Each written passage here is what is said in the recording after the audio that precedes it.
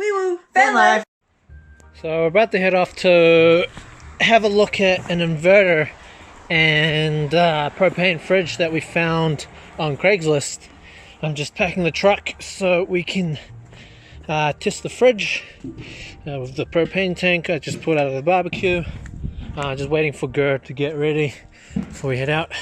Still have the battery charger on repair mode in the batteries, and there's another spider and the spider web. Anyway, still have it on repair mode. I'll take it off once I get back. It's like a new baby. We got our inverter.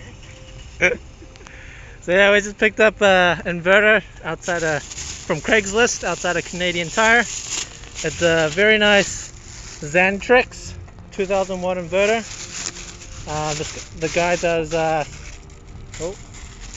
The guy does solar installations, so he had a few lying around. He even showed us it working with a heat gun and a light, adding up to like 1500 watts. We just looked at a propane fridge.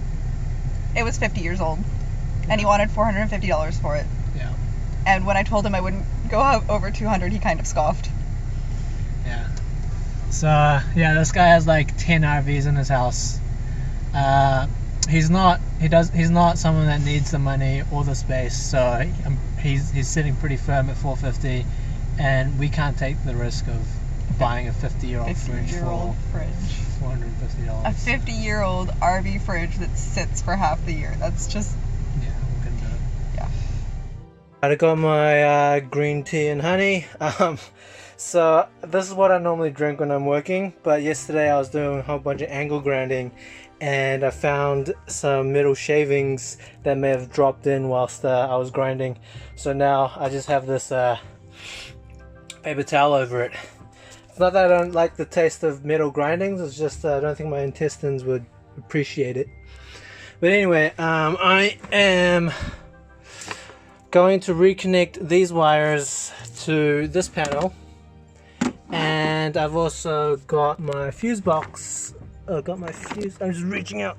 Got my fuses there, and I'll be reconnecting as much relevant fuses as possible based on the panel drawing, and then I'll be testing them, running a voltmeter to things like these and those wires to see what's going to be usable, what's not.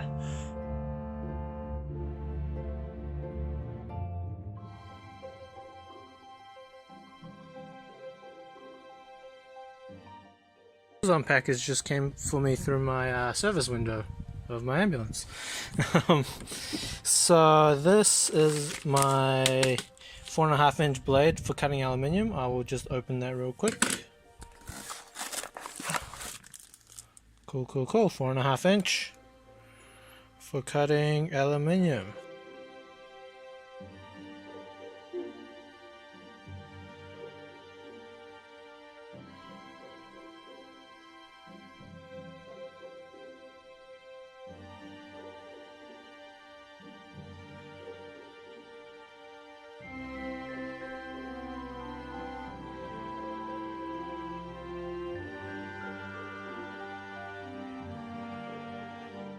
Still plugged in now, so I'm just gonna tape up these loose ends, these ones here as well, to make sure there's no short circuits, and then I will start plugging in the fuses.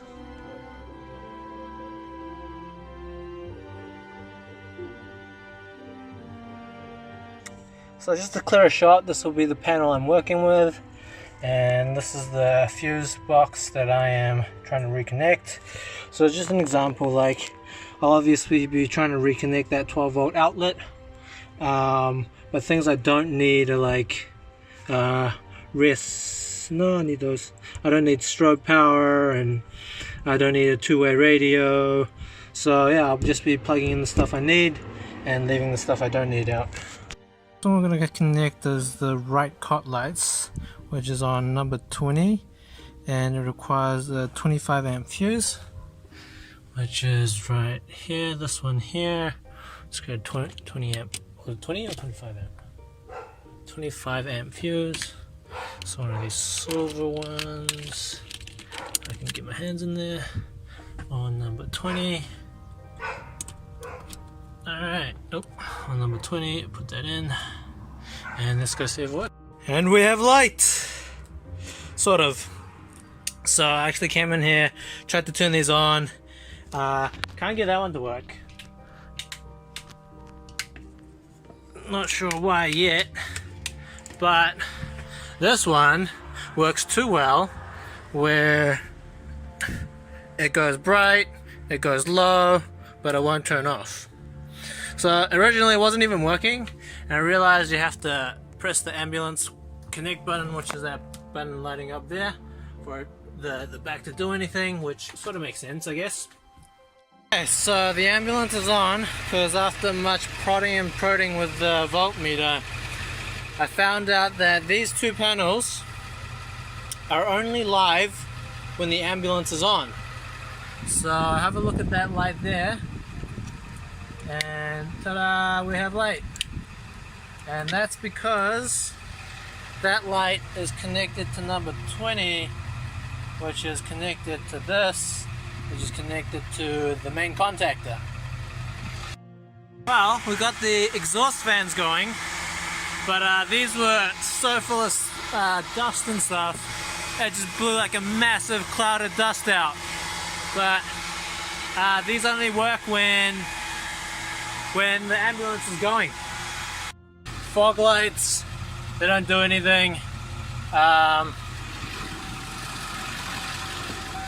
So I've checked the fog light here and nothing changes up front. I must have taken them out. Just plugged in this 10 amp fuse here, which is the door ajar, and obviously my door is open and we have a flashing light. Just plugged in number 14 10 amp fuse, which is the map light. I wasn't sure what the map light was, but I figured it's probably this thing. And ta-da! Just plugged in number 6, a 10 amp fuse, which is a cabinet light. Couldn't find what that does, so I will unplug it for now. Map light, we got that going. I'm gonna need to change the right cot lights down to the bottom panel, so that way we can have the right cot lights going when the van isn't running. And then turn on one of the fans, exhaust fan.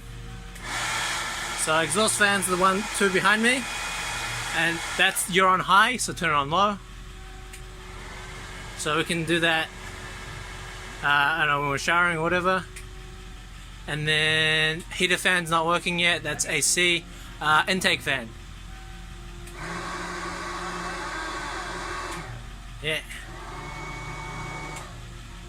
And so we actually have a lot of fans already. Nice. That's really good for airflow. Only problem is that the stuff only works when the ambulance is running. Okay. Ah, that makes sense. That's interesting. Yeah, that's why I was like That so explains confused. Our hours though. Oh yeah, that could. Yeah. The other thing is, right now the lights on the right, I'm saying this side's left, that side's right. The lights on the right only work when the ambulance is running. I can change that. It just takes a little bit of rewiring, but depending on the wattage power use of the LED lights we get, I can just make it all run off one circuit. Sounds good. So another thing I just discovered is so this bottom panel here only works when the ambulance connect button is on. So that means this 28 fuse, this 28 junction, which is our cot lights, only work, our left cot lights only work when the ambulance connect is on. I could bypass that by just wiring straight to this one, because this junction here goes straight to the battery banks.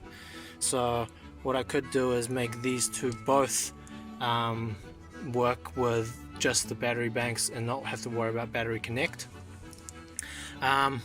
Not too sure yet because, you know, we don't know how many electronics we have, but there's a lot of room on this junction, but there's only 2 spares on this one. 26, what is 26? 26 is strobe power, so we don't need this one. We can repurpose this, we can repurpose this one. This one doesn't even have anything on it, and all of these are basically nothing. Little bit that I did open this the AC box up, AC fuse box. I do need to get another 15 amp breaker, which will be used for the power inverter. It should have been there, but obviously it was ripped out. So one breaker right now is for the outlets, another breaker is for the heater. So this problem took me about 2 hours to fix. The left cot lights were always on low and I couldn't figure out why, and following these wires is a pain in the ass. So I found the MCC 110, which had 2 wires connected to it, and one of them was always hot. So I disconnected one of them, and now we have high, we have low, and we have off. So what I'll do is I'll write a note on a piece of tape, and I'll be like, this connects to MCC 10. Reason for disconnect is it causes left cot to always be on low. Right, so I have it disconnected now with the tape. Connects to MCC 110. Reason for disconnect or DC, causes left cot to always be on low, and MCC 110 is right there. So there's still one wire on, which is connected to the relay. This number 12, and then does its thing. So I'm gonna call it a day here.